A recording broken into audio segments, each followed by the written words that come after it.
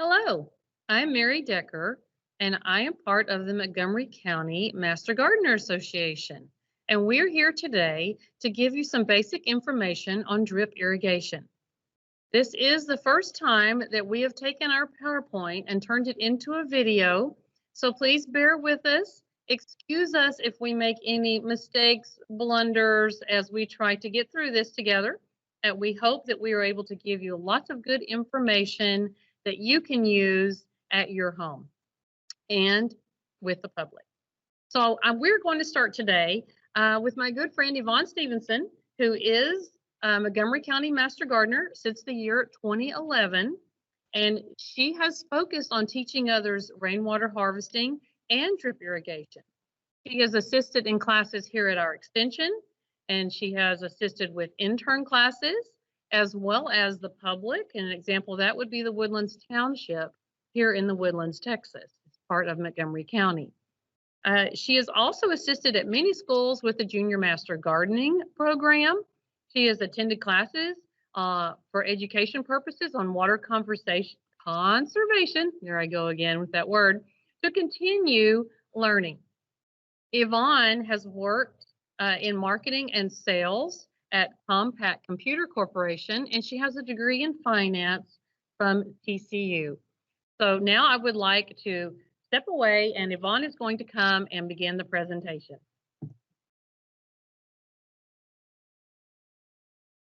Hello. You get the dynamic duo working with you today and providing information. So I am going to start with our presentation so that you can really see the information. And our goal is to provide information in a way that when you leave or finish watching the video, then you will know how to put a drip irrigation system together. It really is quite easy. We can do it, so I know you can too. All right, so again, we're going to show you how to put it together, the products you're going to need to use to set up a drip irrigation system that goes from your hose bib, also how to convert your sprinkler system to drip line, and in a hands-on portion. So the design and how you install the drip irrigation, will go through that, how to attach it to the garden hose, and again, how to convert. Now, one of the things I do want you to look at is how the water spreads. This is a drip line that has the drippers inserted from the factory into the drip line. So as the water comes out, even on this hill, you can see how the water is spreading out. Any talk about irrigation has to include the basics. So water only when you need it, and don't have it set on an automatic timer that goes every set period of time. Really look at your garden area. It's best to judge in the morning whether you need to water deeply. 1 inch will generally penetrate 6 inches into the ground. Water slowly and use drip whenever you can, and don't water on windy days, especially with an irrigation system or a hose end where the sprinkler is oscillating. Watering late night or early morning does reduce wasteful evaporation. Now, one of the things you'll learn is early morning is better because anytime water is put, especially on the leaves of a plant, it can cause a problem. So we do recommend in the morning, but when you're using drip, it's going on the ground, so you're not necessarily going to run into that. The issue you do run into is the plant has been stressed throughout the day, so that's why morning really is best. Mulch is an incredible way to keep the moisture in the soil. When you put in new flowers, shrubs, trees, etc., water those separately. You're not having to water your entire garden for one or half a dozen plants that you just put in. And you want to water so you're not creating runoff. You don't want to water the street. You don't want to water the sewer system, because when water goes out into the street, if you're in a subdivision, then it's going to go down into the sewer system, and you don't need to do that. So water, so that you're not creating a runoff, and then check your irrigation system on a monthly basis. So irrigation is, depending on the source, is 29 to up to 66% of a homeowner's use of water. And of course, that does change throughout the year, depending on how much rain we've received, how hot it is. And I do want to talk to you some about the most efficient irrigation method, which obviously, as we're talking about, is the drip irrigation. It is more efficient than other systems. Some have guesstimated that it's up to 90% more efficient. The equipment is readily available, and it really is easy to install. Also, during droughts, depending on the subdivision or the town and city rules, you may be able to use drip irrigation to water your plants, even when there are water restrictions that have been imposed. It does reduce evaporation, runoff, and contamination, because when water is not running off your lawn and into the sewer or into a stream or wherever it is running to, you know, we want to catch that water. We don't want to run it. That's what Mike talked about, catching it, and we don't want it to run off. So let's make sure we're using an irrigation system that is going to allow us to keep the water that we do have. It does reduce the leaching of water and nutrients that go below the root zone, because we're watering what is needed. And obviously, it's going to save water and money. So where is drip irrigation useful?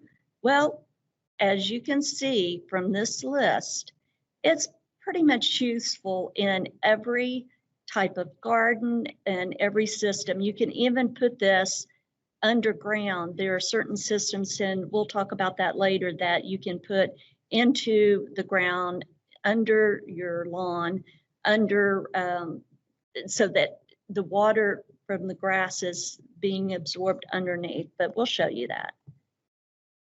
We talked about mulch a little bit earlier. Heavy mulch is very important, and you'll hear that throughout the session. The mulch will keep the moisture in the ground. Mulch will keep you from losing the water that you are putting on. Now, you'll see here I mentioned no soil umbrellas.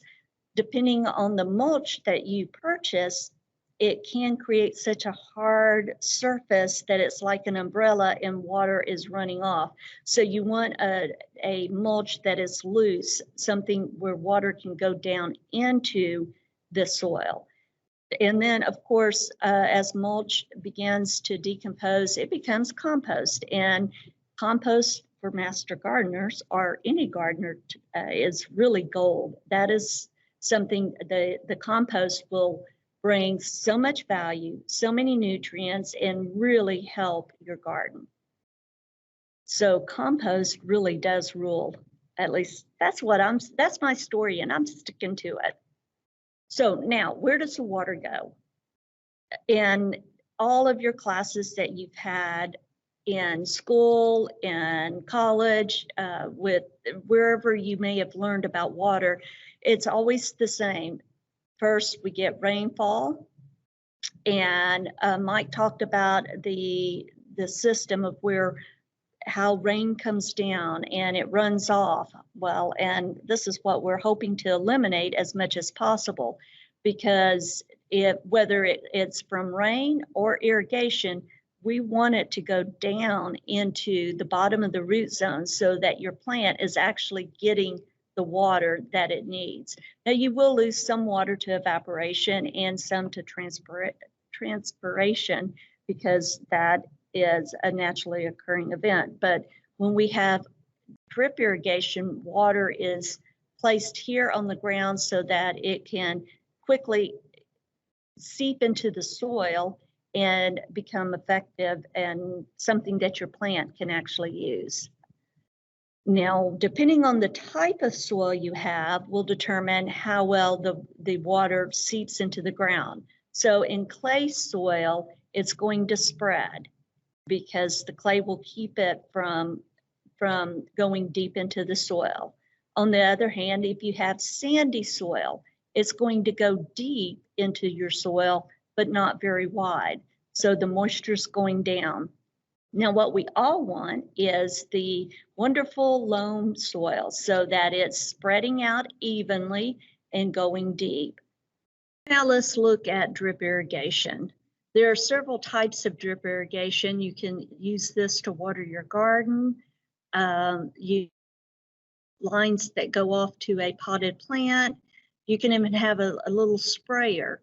And of course, this is a very elementary way, but you've got your water source that's going down the drip line to the plants that are being watered. So with the drip irrigation system, the method in which the water is applied, it goes through emitters that are either above or below the surface. And depending on how much the emitter lets out will determine how long you need to water. You also need to look at how much you're trying, what is the length and the pressure that you have in your system. But we'll talk to you about that. So no matter what the size of the bed, the principles are the same. You have a water source, you have a supply line, and then you have the drip line or the emitters, depending on the system. And we'll show those to you. So this is the typical layout. Here is the supply line. This is a solid 1/2-inch black poly. And then you have a drip line. In this picture, in this example, this is the flat tape that is used a lot in gardening. But no matter what the type of drip line or emitter you're using, this is the basic layout. And then the water source is going to be in another area. So this is the 1/2-inch black poly. This is just a solid pipe.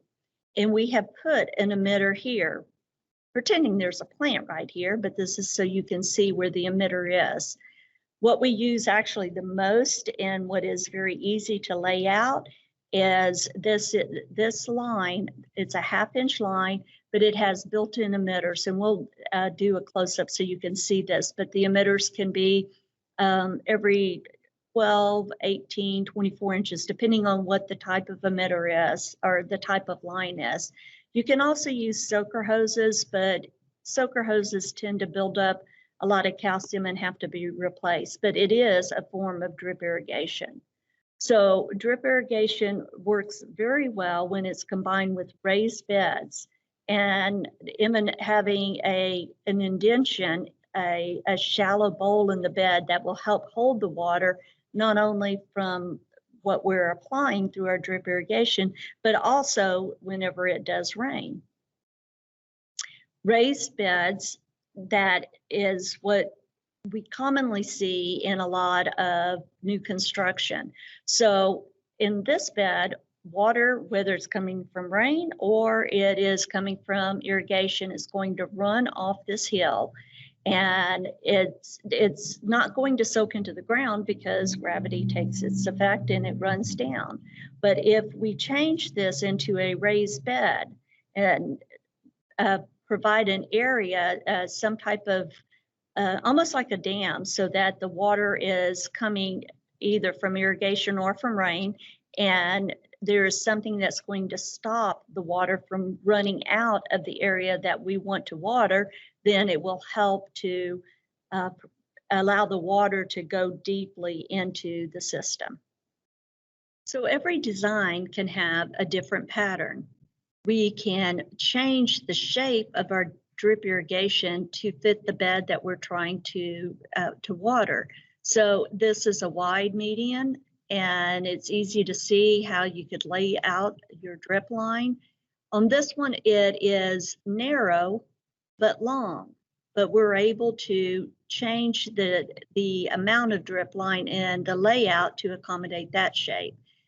In this example, there is a slope. So how this drip line is laid out will help to accommodate the slope and make sure that these plants are being watered well. And then in this example, it's just a narrow flower bed, a narrow bed that's being irrigated. We can cause the shape to go along a curve of a flower bed. And that you could see it a little easier in this example where the sidewalk is curved and you're able to lay out the drip line to accommodate that.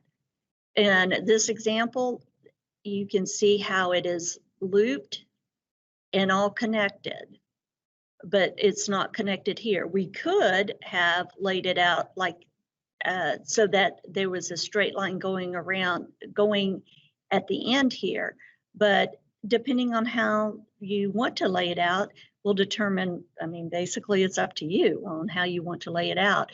Once you're done with this class, then the goal is that we've given you enough information so you know how to lay this out. In this example, you can see a curve.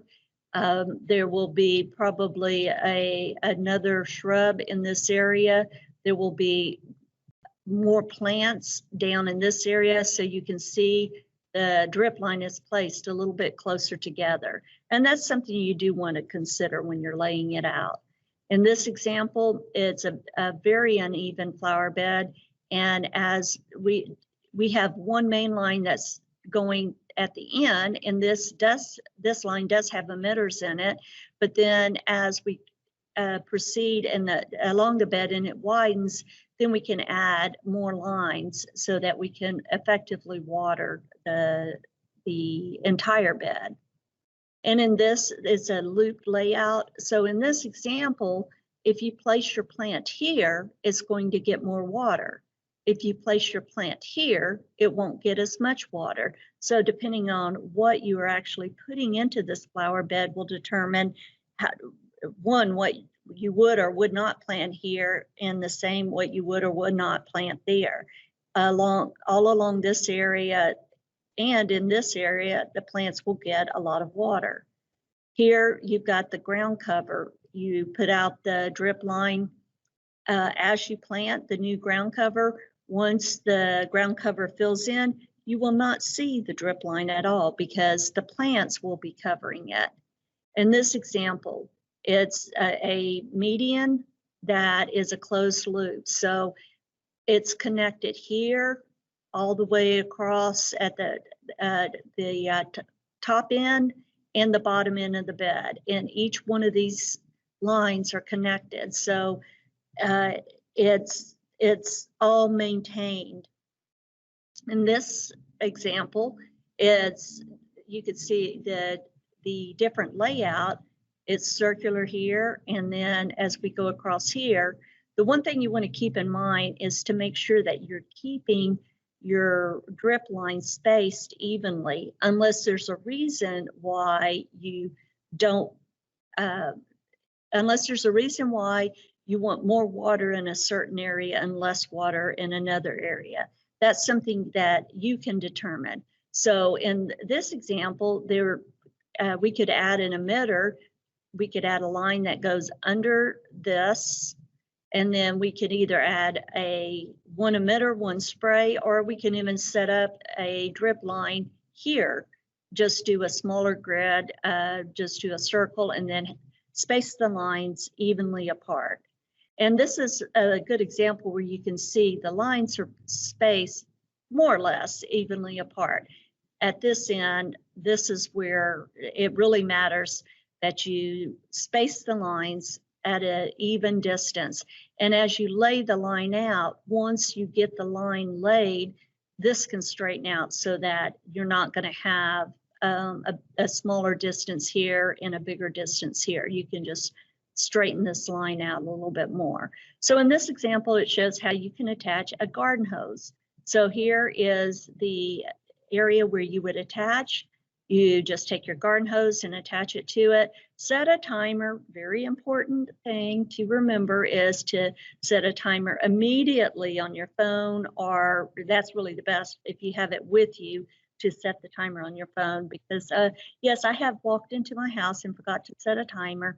and it went longer than I really wanted it to. So when you don't have a timer on your irrigation system that you're laying out and you're using your phone, just make sure you do it right away. Another way that you can use drip irrigation is in a garden. So in this example, we have vegetables growing here. You've got some vegetables here. It looks like onions. And here at the end, that's where we have valves. So right now we want to water this, but let's say we just pulled the vegetables up on this line. Well, we don't need to water it right now. So we go down here and we turn the valve off.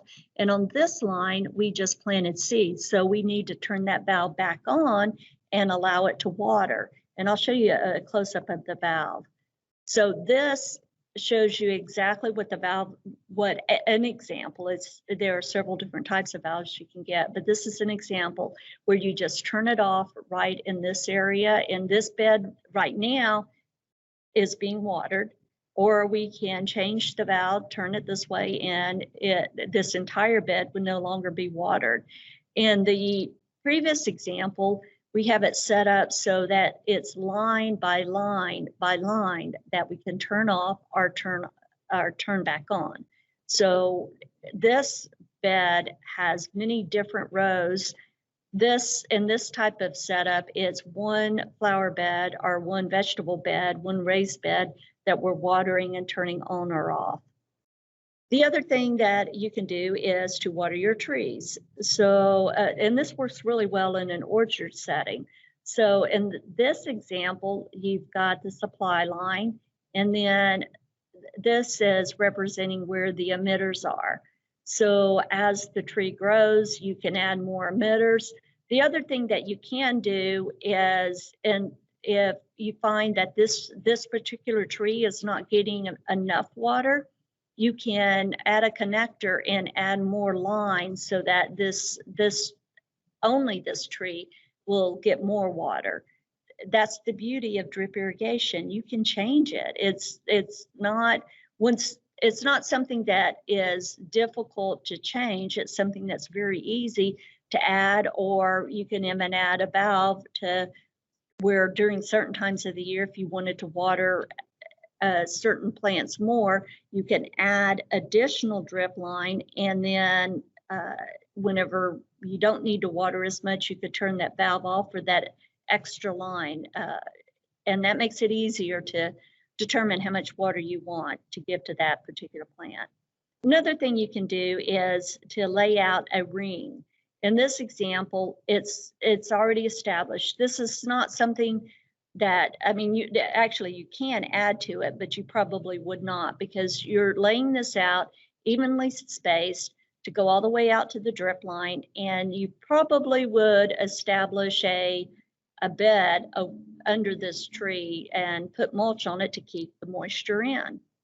So the placement of the drip line, do you place it above ground or above the mulch or below the mulch? So if you put it under the mulch, the benefits are that it cannot be seen, but you can cut it when you're digging. If you're replacing a lot of plants in your flower bed, you're very likely to cut it. And that's happened here at Master Gardening, the Montgomery County Extension Office. It's happened a lot, where it went under the mulch, and then as people added plants, then they were not careful or didn't move the mulch before they began digging, and they dug into or cut into the drip line. It is also harder to detect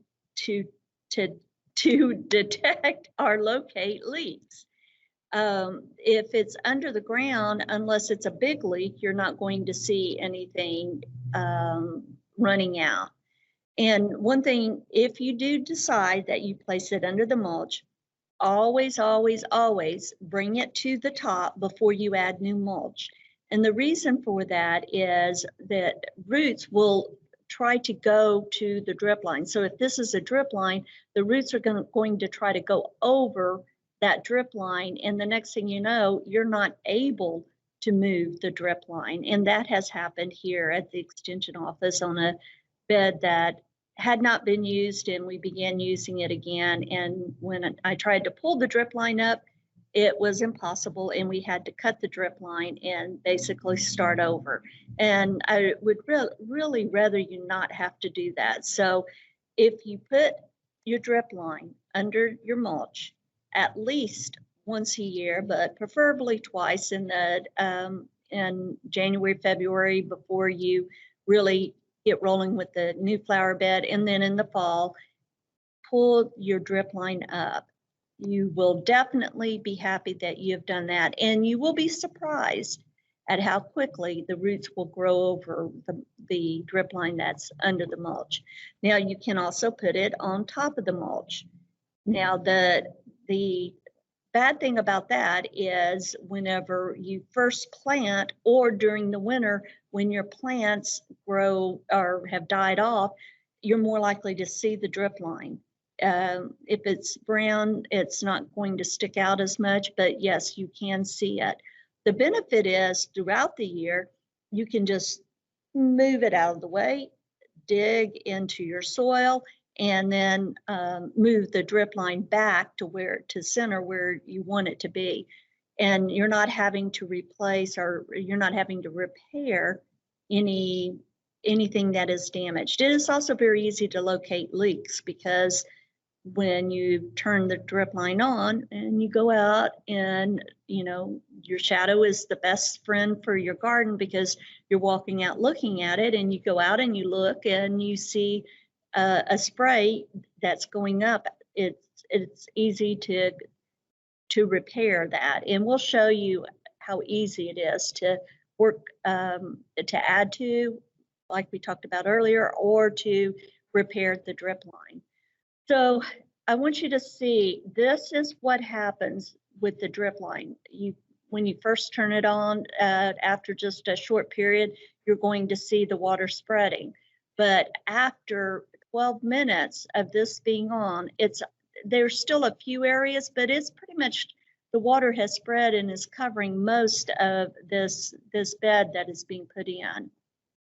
And then in this particular example, after 12 minutes, it was allowed to rest.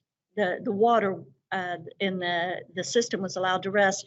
And as you can see, water has spread throughout the flower, it's not a flower bed yet, but it'll be probably a median. But you can see how the water is moving. So it is a very efficient way to get water into your bed. Now, in this example, it's not a new system or a new area. This was already established, and so a trencher was used to trench these lines, and then you can add a special type of drip line that has copper in the emitter, so that even the grass roots won't grow into the emitters. So that's something, it's a different type of drip line that you'll use if you're going underground, and it's designed to stay underground, not just under mulch, but underground.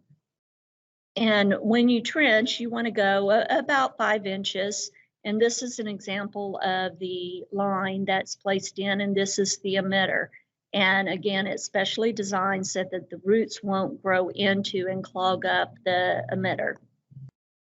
Here you can see that we have a T, so that you've got a line going here, a line going here, and there's a line going here. So it's easy to lay out the grid, just like we showed you earlier, where you're going into a flower bed where the lines were laid out. You can do it when you're setting up a drip line to go under grass.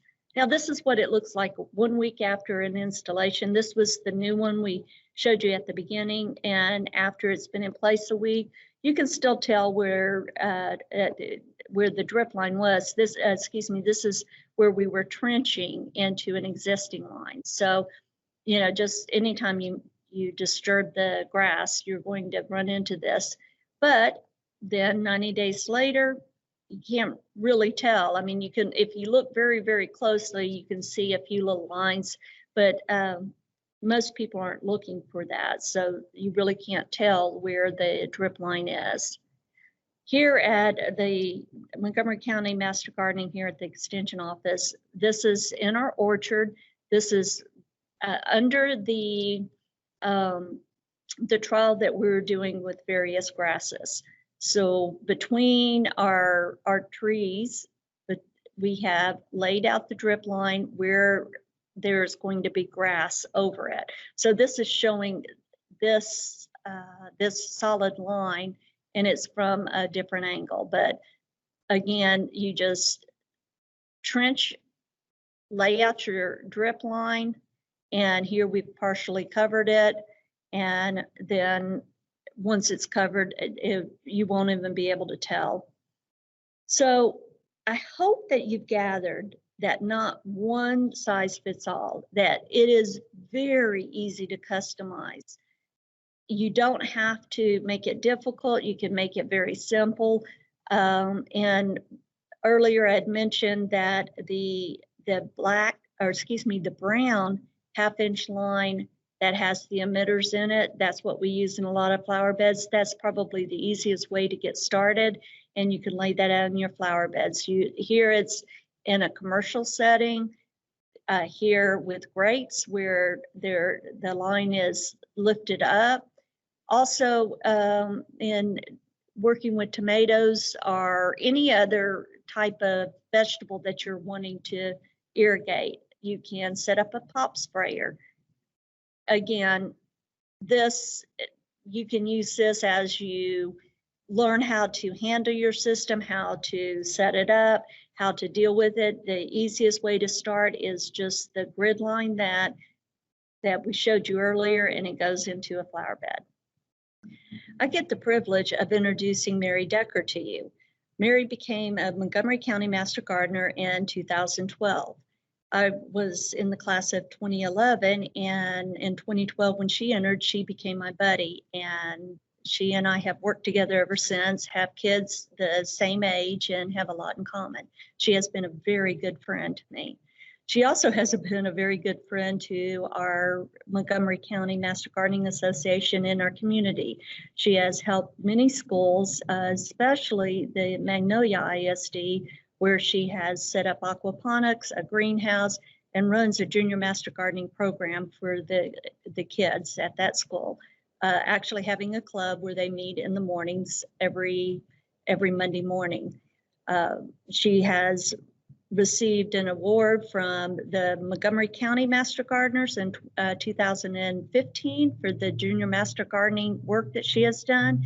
She has also, in 2018, she was the Junior Master Gardener of the Year for our association, and she received at the Texas State Association the Marva Beck Award for the work she has done in the school systems.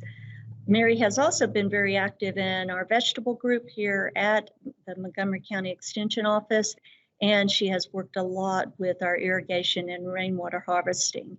She has given presentations to many of the organization's intern classes, the Woodlands Townships, and other groups in our area. And in this year, 2020, Mary was presented it was first place for the Outstanding Individual of the Year. Sorry, I had to look at the name, but she received the Texas Master Gardening Outstanding Individual of the Year Award. So we're very honored that we have Mary here to help us. And just remember, she was my buddy, and I tell her everything she knows. Here she is. Hello, everyone. I am back. It's good to be here. I am going to talk to you a little bit more about drip irrigation, and we're going to talk some about the parts and pieces. You see this diagram that's here, all these little pieces have names and have special things that they do. So up here at the top, of course, we have the valve. That's where you turn the water on and off. Hose bib is another name we use for this valve, just so that you're aware. We may use the same name, different names for the same part. And we come down here and we have a pressure reducer, we have a filter, we have a timer and a controller. We have fittings, tubing, emitters, and sprayers, all these different things I'm going to talk to you about today. So this first one is called the backflow preventer. Now, these are required to be on your hose bibs and on in-ground irrigation systems. We have some different types here. This one is a very expensive brass one, and this one is a smaller brass one. And then we have some plastic ones down here. Now you ask, what does a backflow preventer do? Well, they prevent contaminated water from backflowing into your drinking water and into your home or into a public water supply. So this could be, contamination could be from fertilizer that you sprayed. It could be from your dog who, used the bathroom. And then it went back up through irrigation pipes. So it's very important that you look into this and see if you have backflow preventers on your system's home. The next one is the pressure reducer. Now, the reason why they're recommended for drip irrigation systems is because the drip tape and different types of drip tape are only going to meet a certain PSI requirement. And the water pressure, most likely, should be coming out of your house is very high. So the pressure reducer does just that. It reduces the pressure. You can get them that go on the end of hose bibs. You can get them that connect directly to your drip system. And we have 3 that are shown here. Some are in pipe thread and some are in hose thread. The next one is a filter. This is just one example of filter. They don't all look the same. It prevents clogging and reduces sediment and buildup in your drip tubing. And all those drip tubings have those little emitters in them. It's important to have a filter so that your drip tubing does not get clogged. And you can take the filter out. This is the little filter that's inside with the little mesh screens in it, and you can clean it. And in winter, if you want to shut down your system, you need to drain it and disconnect it. Now we have timers. Now, with today's technology, we have lots of different types of timers, okay? The 3 shown here in these pictures are connected to hose bibs, okay? So that's, if you haven't seen anything like that, that's what these are, 3 different types. Some are digital, some like this one here in the middle, you just kind of turn the dial and set on how many minutes you want, okay? Some of them do multiple zones, some of them just do 1 zone, okay? And you can protect these from freezing, or you can remove them in the winter. That's usually what I do. I just take it down and I remove mine in the winter. And they do have batteries in them, so you need to take those out as well. So there are some new types of timers. One we have here operates with 0 PSI. Now, why would that be important? Well, maybe you have a rain barrel, okay? There's not going to be pressure in that water, or hardly any, coming out of that rain barrel unless you have a fairly large one. So this timer will operate and send water to your beds without any pressure, okay? And this one down here on the bottom right is rated very low, and it goes up all the way to 125. So it can handle a variety of pressures. Now we have controllers. This controller here is one that we have used frequently. It can be used with zone valves. That's what this is right here. This object is called a zone valve. It does require wiring, so that means there's some electrical involved. They accept rain delay sensors. They have a lot of flexibility for programming, and they do need to be protected somewhat from the elements. They're not, waterproof. And they have batteries in them, so if the electricity were to go out, the system will still run, okay? And the life expectancy of them is many years. But my experience is just to tell you that you need to read reviews before you buy one. If you're considering one that a local store has, I suggest you go online, look it up, and see what other users have to say about it, because some are easier than others. Now we have different types of drip irrigation tubing. Yvonne has mentioned some of these to you before. I'm just showing you a few more pictures. This one is one that is a black poly pipe where a little emitter has been inserted into it here. This brown one has an emitter already in it, okay? Mainly these always come in 1/2 inch, but there is also 1/4 inch tubing. So here we have a 1/4 inch tubing that is coming out, and it's got a little post there holding it up, and it's got a little emitter. And there are all kinds of emitters, which I'm going to show you more of those. This is 1/4-inch tubing that has inline emitters, just like this 1/2 inch here, but this one is much smaller. And down here in the bottom, this is called T-tape. We have used this in our vegetable area for many years here at the extension, but I must say that it is not the best, okay? It's a little cheaper to use, but we've had some problems with it leaking and found that we felt it was more wasting water than saving water. So this is the type we use most often, is the 1/2 inch with the emitters in it, and we use the 12-inch spacing. And it puts out about almost a gallon an hour. This is 2 ways that you can close off the end of your poly pipe. We call this one a figure 8. Okay, it just slips on the end here, and it makes it great. You can just take it right back off if you need to flush through your line, or you can buy this end cap, which is a compression fitting. That's what this end is, compression. And you can just screw off the end cap, and you could drain it that way as well. The figure 8s are a little bit less expensive than the end caps, but it's 2 options. Now, as you can see from all the pictures on this page, there are lots of emitters and spot spitters, okay? They come in all various sizes, and they put out different amounts of gallons per hour, from very small to very large, okay?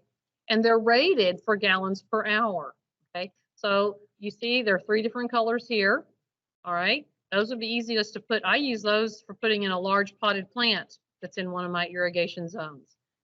These little emitters are also very nice, but you do need to pay attention to how many gallons per hour they put out, so you're not underwatering or overwatering your plants, okay? These little mini rotors and sprayers, which I've used a couple of these, work fairly well in little garden beds. And normally you would use this on a 1/2 inch or a 1/4 inch line, either one. These are called spot spitters, these long, tall, skinny things here. Their rate, as you can see, the orange is a low flow, and the medium flow is green, and the high flow is black. So when you're planning how you're going to lay out your irrigation, you need to know which ones to buy, okay? And this one here, this one comes in different configurations. You could do 90, you can do 180, you could do 360. It's just up to you and what you need. Here's an example, a little bit closer up, of the 1/2 inch poly pipe. It's the black, okay? That's what's carrying the water to your plants. And then you just insert this little dripper here into the poly pipe, and then when you turn on that zone, it waters, okay? So here we're showing that emitters can give anywhere from 1/10 of a gallon an hour all the way up to 20. So that's something that you really need to pay attention to when you're buying your supplies and knowing what your plants need. Some plants like it dry, some like it wet, some just like it moist. It's something you need to be aware of. This is a micro emitter that's connected to the 1/4 inch tubing. So you could see if you had a bed and you thought you had a plant, like maybe a hydrangea that needed a little bit more water than others, or annuals, you could put this right in here with these pretty flowers and let it water them. Now I'm going to show you a little bit of an example of the 1/4 inch drip line. One of our master gardeners put this together in his yard, and he has a hose coming in down here in the bottom right-hand side with a timer that leads up here. He's got filters and pressure reducers on here, backflow preventers. Right here is a valve, okay, where he's got 6 little 1/4 inch tubings coming off of it. And each one of these goes to a different area. This one, for example, goes up here and makes a little ring around the plant. You see right there. Oh, look, somebody lost their knife. He'll be looking for that later. We go down here, and this 1/4 inch drip line goes to the plants that are out here. It looks like he has this set up for his veggie garden. So this is just one example of how you could configure a 1/4 inch drip line. And this little chart here shows you the maximum run length depending on your tubing size, whether that's 1/4, 1/2, 3/4, or an inch. And it also depends on the gallons per hour that is supplied. Now we have a 1/2-inch drip line below the ground. And this is in our turf grass that's out here at the extension that's underground. So we have a zone valve here, and the controller is wired electrically to hook up to it. And the PVC pipe comes out of this nice little box out into our orchard area, 'cause that's where our turf grass is. PVC pipe comes out underground over here to where it tees up into this brown drip tape. Okay. And this is all underground, remember. If you look over here to the right, you can see that it is all underground. And these little red dashed lines show you where the drip line is going to go. And this was done a couple years ago, and now you can see here the nice green grass is. How pretty that is. All watered underground through the drip. Here are some examples of above ground. We have a source line coming up here, this little elbow with a poly pipe, and there's a little T right here that you attach the drip tape to, okay? This is in our earth kind garden here at the extension as well. This bed with its unique shape, almost like a triangle, had to be configured a little differently. As you can see, kind of goes out, lots of 90-degree turns there to get water to all the plants, okay? So if you just kind of look at them, you can see different ways to put the drip tape together.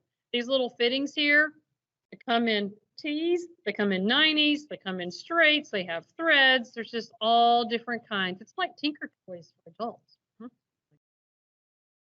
We have a figure 8 over here that is ending one of the lines in case you wanted to flush it. And, you know, occasionally that happens.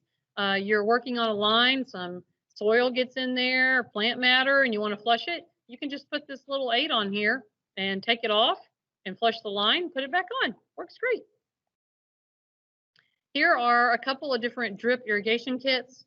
And once you go and start looking either online or in a store, you're going to find out there's a lot available. Okay. One recommendation that I have for you is that you stay with the same brand. So if you buy brand A and then you find out you need more, go back and buy brand A. Don't go buy brand B. Some of them don't fit together well. And I'm telling you, I know this from firsthand experience, so you can learn by my mistakes. Do it yourself. That's what we like to say. And just to let you know, Yvonne and I have put this in our own homes, so it's very doable. You just need a few tools. You see these nice little cutters here? They make it really nice to cut the drip tape, the drip line, the poly pipe, to have little punches in them so you can punch holes in it when you want to add emitters or sprayers. This is a little punch here. Yes, it is a little less expensive. I've used it. It works great. But these two are even better. Sometimes it's worth it to spend $15 rather than $5. It's totally up to you. We have compression fittings here, and these are barb fittings. And then over here we have threaded fittings. And then this is the end cap and the figure 8 here, okay? And we have other little emitters that fit on as well. Like I said, it's all up to what you need at your house. Here's the close-up of the T connector. This is a barb fitting T here where we have the drip line that is connected. So it can go out 3 different directions. We have an elbow compression fitting here. This also comes in a barb. The barb also has 90s like this. Now, this is a little bit what I was telling you about their different brands. This is only 4. There are a lot more, a whole lot more than probably what I could even name. So like I said, stick with the same ones. And when you're going to put this in, I have this good friend. Her name's Yvonne, and she taught me this little trick one day when I was an intern. She said, go into the kitchen and get me hot water, almost boiling. Gosh, I wonder why she wants hot water. So I bring her the hot water, and she sticks the tubing in the hot water. And if you're able to fit the little T in there, you put it in the hot water, and they go together. It's almost like magic. When it's cold outside, They don't like to go together. So remember, really hot water, and they go together really well. You'll find that out once you start. So remember that tip. If you come across purple pipe, you need to be aware of what that means. Purple pipe and purple boxes mean the water is non-potable. Okay, that means you cannot drink it. It's not suitable to drink, but it's good for your plants. Okay, they can take it. We just can't. Here are a couple examples of soaker hoses. I have used these for many years, and I found out, just like what Yvonne said, is they do get buildup in them over time and they quit working. They last 2 to 3 years, but it is a very efficient way to get your water out if they're working. They come round with caps on the end to hook up with your hoses, and they come flat. Either way, it's still a good type of drip irrigation. Now we're going to talk about how much water do you need. This is always an important question. Generally, you need about 1 inch per week, but this does depend on the soil type, whether you have sand, clay, loam, or a little of both. It depends on your evapotranspiration, or ET for short, we call that. Transpiration, remember, is water movement through the plants, and then we have evaporation, and this varies by region and by plant type. Okay, there are monthly values that are published through the Texas ET network.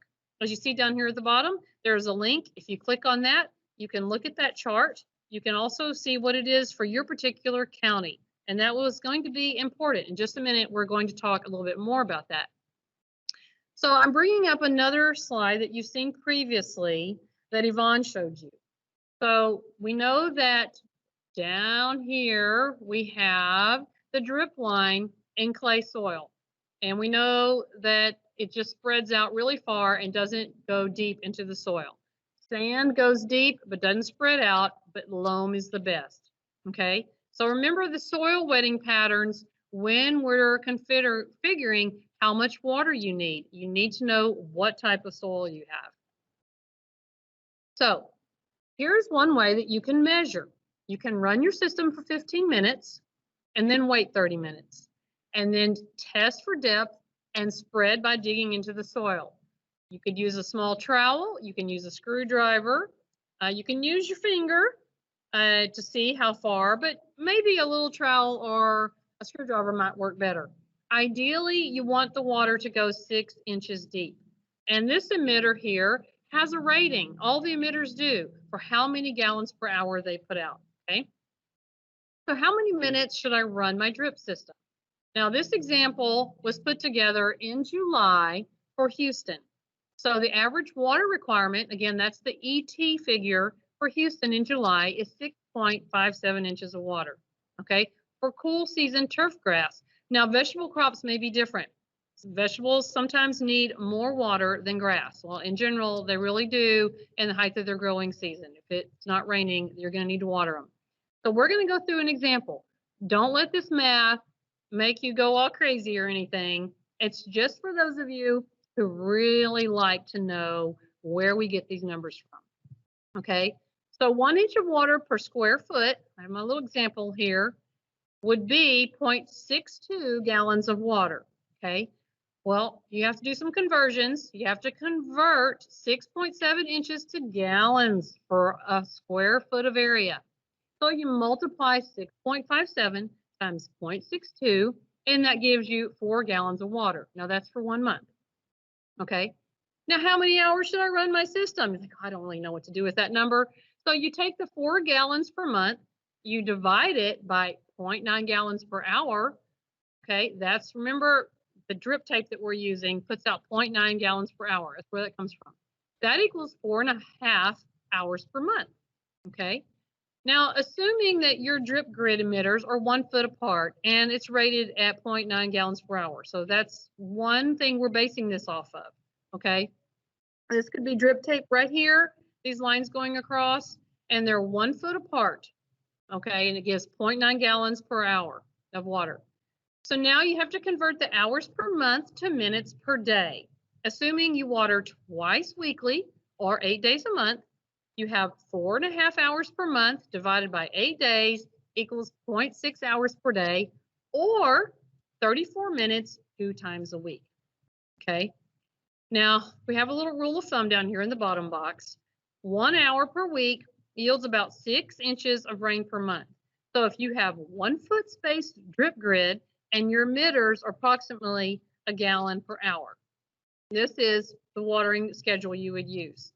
Now, I can't tell you 100% that that's always going to be the right one, but it's just something for you to start by. The best thing for you to do is to go out and check. Use your finger, use a screwdriver, make sure your plants are getting enough water, but not too much. There are neighbors in my neighborhood that water way too much. And I can guarantee you it's more than 34 minutes a day, twice a week. It's a whole lot more. Your grass does not even need that much water as what my neighbors are giving theirs. Now, how many feet of tubing can you use? Can I just go out and buy 500 feet of tubing and put it wherever I want? No, can't quite do that. So here's an example. We have a water flow rate. I'm going to talk to you about this 5-gallon bucket test in just a minute.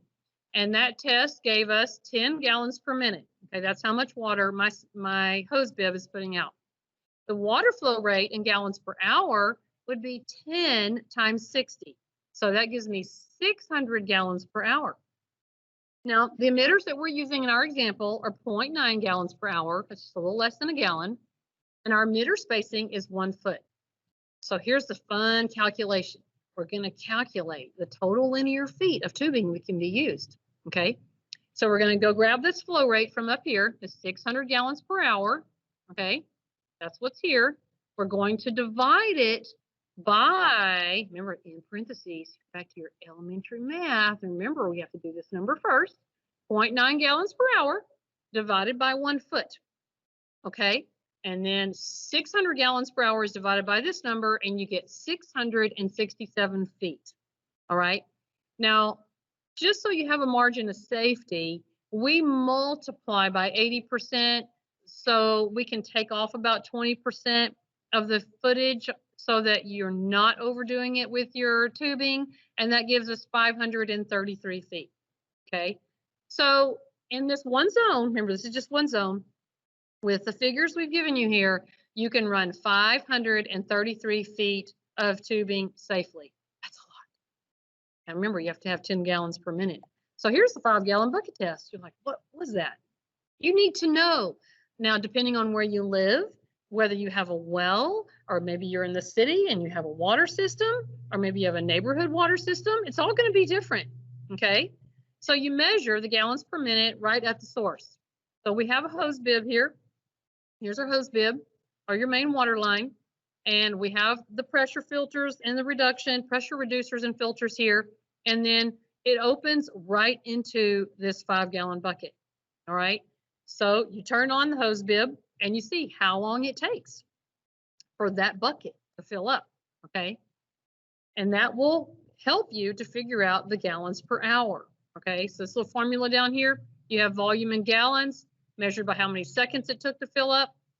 Do that figure first. Remember, it's in the parentheses, times 60 seconds, times 60 minutes, and that gives you gallons per hour. And that's how you get that number. All right, so here's a nice little chart to help you. How far can you run your drip line? So this also depends on the pressure and your plant water requirements. So the one that we did, and we've circled here, is for the 0.9 gallons per hour for the 1 foot spacing. Okay, the faucet and drips that we have was at 25 psi, which is what ours was rated for. So we would be right in between this 20 and 30 line. Okay, right in here. So that would be about how far we could run our drip line. And you can see if your spacing gets further apart, you can run more. So that would be a good chart for you to follow if you wanted to know how far you can run it. Now, this is a fun little test that we've done, is how much is your emitter supplying?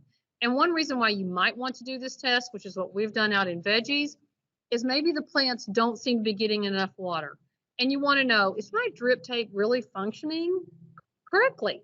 Okay, because they tell you, the people you buy it from say, this drip tubing gives you 0.9 gallons per hour. Well, is it really? Well, here's a way to test it. Okay, you put this little cup. This is, the easy way to do it. You can buy these fancy cups, but you don't have to. Yvonne and I even use tuna cans. Cat food cans work fine too. They just all need to be consistent. And then you run the system for a designated amount of time and you measure the volume, okay? There's a little flow rate formula down here if you want to find out how to do the flow rate. And then there's the gallons per hour. And this is the one here at the bottom that's used to end up with a 0.9 gallons per hour. I'm pretty good at trusting the manufacturer of the drip tape, but if you have problems, this is a good way to test it, to go out and measure it and do the calculations. Now I'm going to talk you through converting your irrigation system to drip. As I'm sure a lot of you have a system with your typical sprinkler heads, and there is a really easy method to convert those sprinkler heads to drip, and I'm going to talk you through it. So here is a picture of the valve manifold. This is a different way that you might see all the different pieces, the zone valves, and all the different electrical work and filters that are part of your system. We have a timer here, and this box just kind of shows you what some of them look like. You might just see, of course, the green lid here on top, but you might see those frequently, and that's where all these little components are underneath the ground, okay? So we're going to talk about zones. So this house in this picture here, where the arrows are pointing are where sprinkler heads are, okay? And in order to convert a zone, let's just call this zone 1, okay? We have, let's count them, 1, 2, 3, 4, 5, 6 sprinkler heads in this one zone.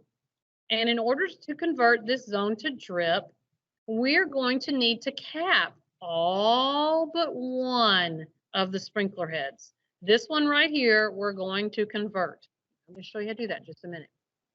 Now, let's call this zone 2. We have a sidewalk going between the zone, okay?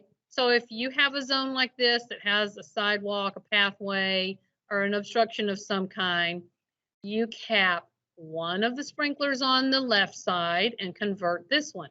Over here on the right, other side of the sidewalk, we're going to cap this sprinkler, see it's right there, and we're going to convert this one, okay? Because you can't just convert one of them because we have a sidewalk going in between. All right, now you might ask, can I just convert part of the zone, but not all of it? No. The sprinkler heads are rated at a much higher pressure and gallons per hour than the drip tape, okay? So we're going to have to put some pressure reducer on here to get it to where we can add the drip line, okay? So we're going to replace the sprinkler head with a sprinkler to drip adapter, okay? Then we're going to put in the 1/2-inch tubing with inline emitters, or you could use 1/4-inch tubing with inline emitters. You must have a pressure regulator, remember, because the water coming out of your irrigation system is going to be much higher than the drip tape and its ratings, okay? So you add a pressure regulator, you add a filter, and make sure you have a backflow preventer on the system as well, okay? And you're going to convert it. This little picture here, you might have had a little pop-up sprayer here at one time. You can just convert that and add this nice little tree ring here. All right, you just replace the parts with the drip adapter. So over here on the left, this is what the drip adapter looks like. You'd say, wow, that looks a lot like a regular sprayer head. That's because it does fit on the same way, but it has some special things inside it, okay? It actually has a filter in here. It has a little pressure regulator right up here at the top. So if you buy this device, you won't need the pressure regulator or filter because it comes with this piece and it fits right on where your sprayer head was. Really nice. Remember, you need to add a filter and pressure regulator to the delivery side of your water if you do not purchase one like on the far left that has all these pieces, okay? It's real important. If you don't have a pressure regulator, what it's going to do is blow out your drip line, and you don't want that. And then here we have one of those little micro sprayers putting out water to the plants. There's a little bit of a closer up of that drip adapter. This one has a barbed T on the top. It just screws right on. So you can take that drip line and put it right out off here at the top and into your bed. Okay, like I said, this has a pressure regulator and a filter already in it. Other way to connect would be a compression tee. And this one has a compression tee. Rainbird makes a conversion kit, very handy. It comes with the adapter here. It comes with tubing. It may or may not be enough for you, just depends. We actually have the Lowe's item down here. You can find that at Lowe's. You can find it online at other places as well. So here is a little bit of an example, and this is very close to the one that I actually did in one of my beds. I had a bed with about 8 sprayer heads. I capped off all but one, put in the adapter. I evenly spaced the drip line around, I don't know, 18, 24 inches apart, depending on your plant's needs, and made a loop all the way around the bed. See that? All the way around. Okay, continuous loop. And the valve here, this one's coming out of a water valve, but I actually capped one of my sprinklers and did this. If you have plants that have high water needs, you can just put in a few extra emitters here. Maybe you have annuals or some plants that just need extra water. Remember, you cater it to your needs, okay? Now, you use a controller program to do this if you're using an underground system. And this one is similar to the one I think I showed you earlier, okay? It operates the zone valves. It also will operate your drip irrigation. You need to pay attention to how much water, remember, those emitters put out and how much water you think you need, okay, for the whole zone that you converted. Remember, you converted the entire zone, not just part of it. You did the whole thing. Okay, we're all clear on that, right? So now I want to introduce you to something that you may or may not heard of, and this is just one example because this is the one we use here at the extension. With all the new technology that we have these days, we have something called smart controllers. If I had my phone, I could just get out my phone and I can turn on the water in veggies at the extension. I can do it from my house. I can do it from Europe. I can do it in Lubbock. I can do it wherever I am as long as the Wi-Fi is working and as long as my phone has a signal, of course. So this is set up by an app on your smartphone. It does require Wi-Fi. It is tied to the weather station that's nearby our extension office, okay? There are other ones available, so if this one doesn't work for you, go online and look at others, okay? It's really nice because you can set it for the type of soil you have, the type of plants you have. You can set it for freezes. If it freezes, you can just have it go. If it goes below 32, I just don't want it to water. There's all kinds of nifty things you can do, okay, with running this. The manager in veggies loves it that she can just call me or text me no matter where I am, whether I'm in the country or out of the country, and ask me to turn on the water in veggies. It's pretty cool, I must say. And a lot of people are using these types of things at their houses. I have a friend who actually has one that Rainbird makes. So it's not, you're not just stuck with the Ratio system. Just your homework. This is a nice little gadget. It's a rain and freeze sensor. So if you're one of those that wants to go on vacation and you want your system to be programmed to come on just say every third day and water your plants. But if it rains, you probably wouldn't want it to water. So this rain sensor will detect a certain amount of rain, depending on how you set it, and it will detect freezes. So it'll turn off, okay? And it won't water if it rains or it freezes. Very handy to have. All right.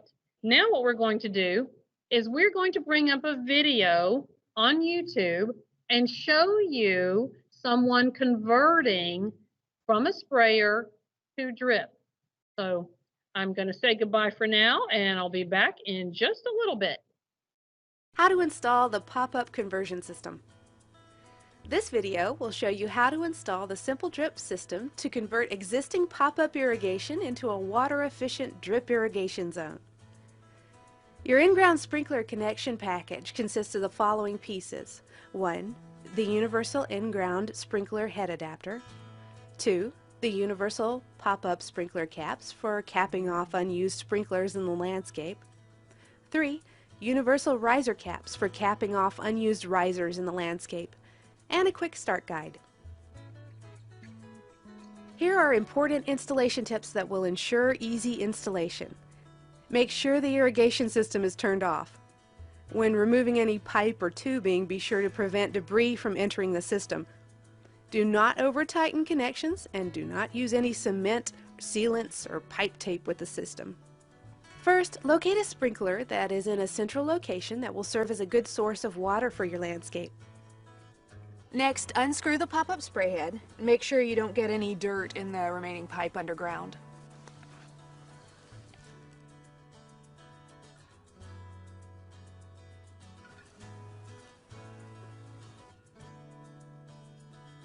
Now remove the filter and adapter top from the canister. Then just screw the canister onto the riser pipe here. And flush the system to make sure any debris has been flushed out. Put your little filter adapter back in there, screw it on. Remember to tighten the collar, not the canister, when you reassemble the filter and adapter assembly. Now you need to cap off the sprinkler heads that you will no longer need for watering.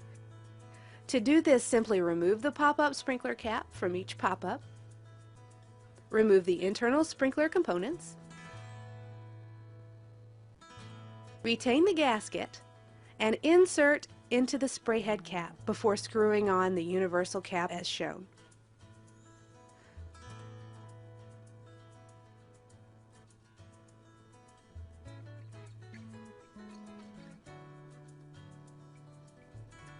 In some cases, you will have a nozzle mounted on a riser pipe watering your landscape. To cap off a riser, simply remove the spray nozzle and replace with a cap. This completes the steps of converting the existing pop-up heads. Hello, everyone. I hope you enjoyed the video that we shared with you, and it might give you a little more insight to how to convert from spray to drip. I'm going to finish up with a few more little slides here, and then we're going to move on to some hands-on with Yvonne. So here we're going to talk to you a little bit about homeowner or professional. And this is something you need to consider when thinking about whether you want to hire a licensed irrigator to do the work or you want to do it yourself. So if you're putting in a brand new irrigation system, let's just say, for example, you moved into a new home and you want to have zones and irrigation throughout your yard, then we're recommending that you hire a professional and let them do it. But if you're doing something like what we showed you here today, just converting to drip, maybe setting up a drip under a hose bib or putting in some new drip line on an existing system, that's something that we feel that you could do on your own with the help of what we've taught you here today. And you do need to remember, you don't want to contaminate your water supply, whether it's public or a well. And that's why those backflow preventers are very important. I do have a well at my house. And after I learned about the backflow preventer, we went and put one on at the very front of where the well comes into my house and connects to the irrigation, so that I don't have to worry about contamination of water. Another last thing you need to think about is your ability. Do you have the ability to put in a system on your own? If you do, that's great. I'll give you a thumbs up for that. And do you have the right physical requirements? A lot of irrigation, as you realize, is going to involve digging, bending over. Some might involve electrical work. That's all up to you. We believe in you. I think you can do it. So just believe in yourself. If I can do it, you can do it. Now we're going to talk about some resources. I have about 3 slides here of some helpful resources that you might want to look into when you're at home. There's this one, and then we have a second one with some more resources. I've looked at these recently, and they're all just chock full of good information that you might want to read and look at. The last one is suppliers. We frequently use the ones that are listed here. As you see at the top, we have our 2 big box stores, Home Depot and Lowe's, that carry a lot of different drip irrigation supplies, and then the 4 at the bottom as well. We recommend, though, that you stay with the same manufacturer. It's going to make things a lot easier, whether you're going to DripWorks or your Home Depot or Sprinkler Warehouse. You just need to stay with the same brand, okay? Now we're going to move on to the hands-on portion with Yvonne. I'm going to say goodbye and just thank you very much for sharing your time with me and letting us teach you a little bit about drip irrigation. Until next time, goodbye. All right, so the first thing I want to do is to go over the tubing. There are various types of tubes that are available in solid and in drip line. So let me show you. First thing you need to know about are, we've referred to the 1/2-inch black poly. It is a solid line. There are no emitters in this line. But sometimes you also see a black tubing that is thicker. And on our picture, I've tried to show this where you can see it. The inside is thinner, and the the funny pipe that is used in irrigation, it's thicker. The 1/2-inch black poly you could bend fairly easy. The funny pipe, it's a slow bend, and it's used in irrigation to take a sprinkler head that where your line is coming out and you want a sprinkler head here, so you use the funny pipe to get your line going where you need it to go. So that's the difference in these two types of piping.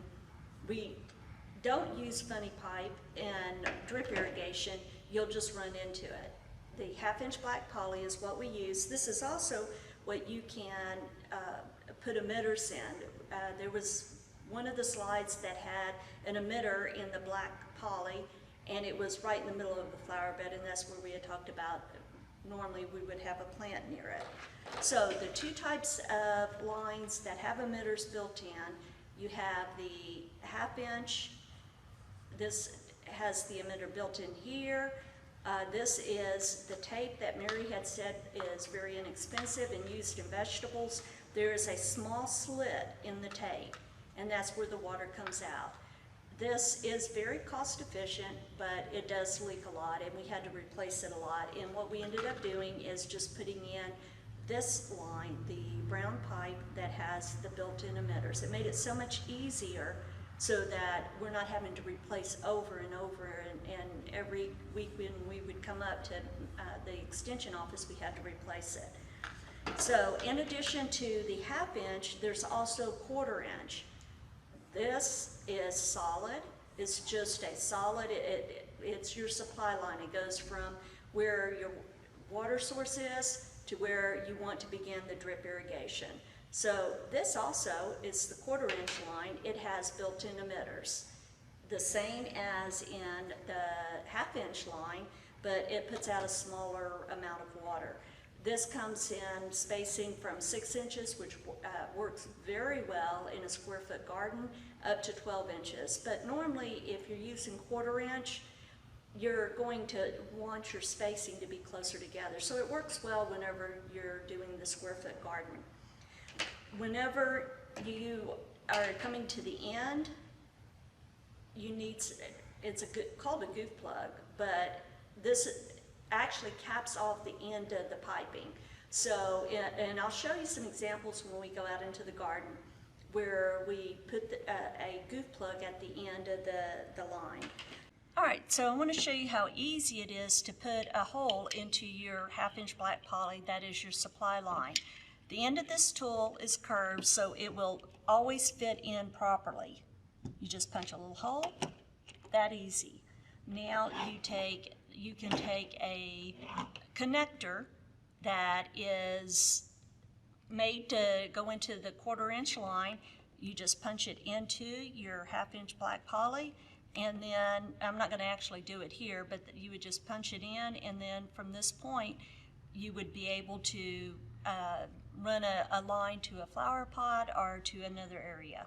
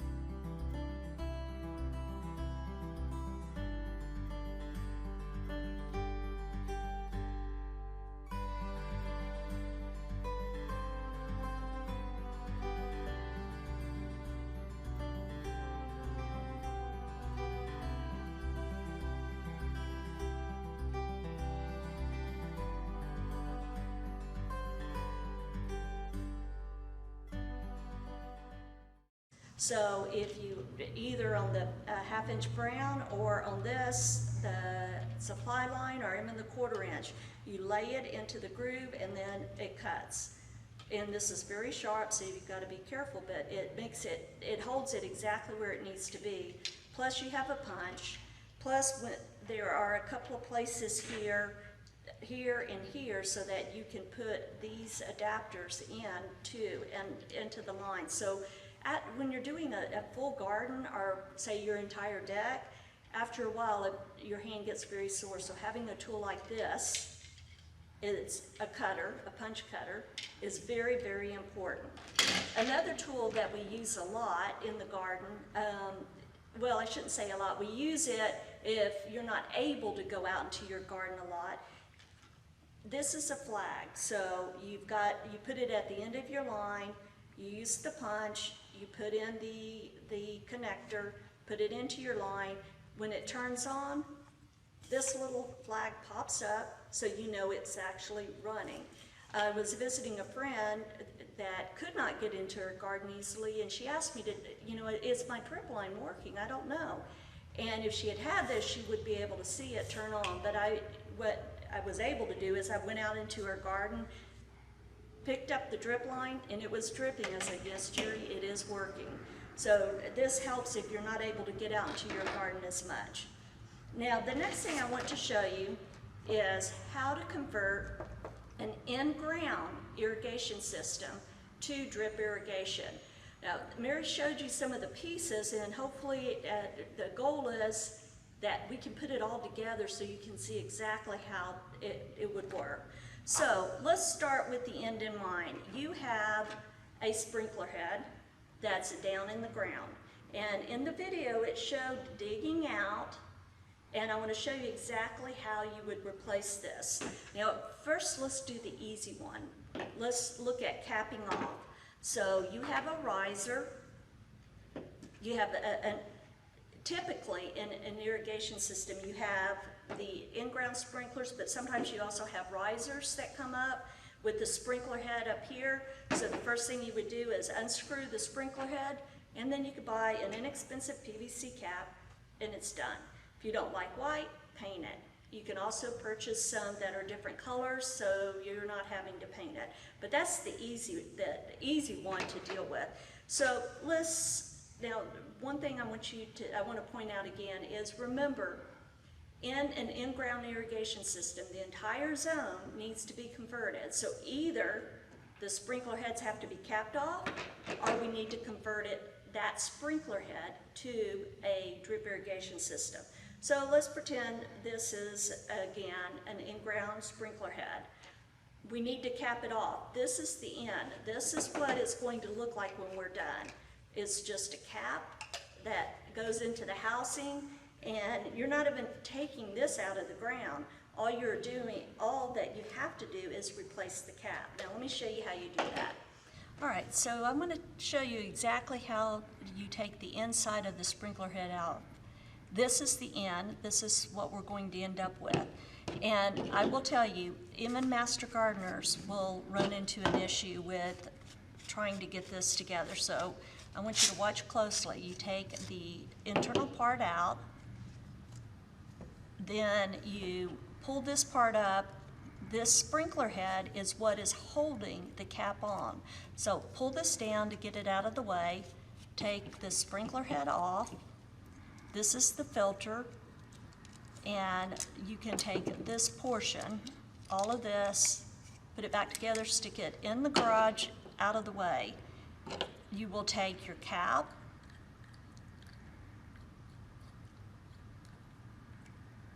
put it on, put the nut on, and then screw it into the housing.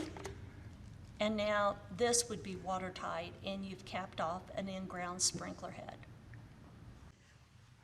To determine which sprinkler head you're actually going to convert, choose the one that's most central in the flower bed. So if this is the center of our flower bed, you can buy adapters such as this that are already ready to go. All you have to do is you unscrew the sprinkler head that's in the ground, carefully make sure there's no soil around it, put this sprinkler head on, and then you're done. You're ready to go. So once this is in the ground, then the next thing you need to look at is, now what? How do I get it from the sprinkler head to the drip line? First thing you do is take an elbow, and this elbow raises this up and gets this going in the right direction.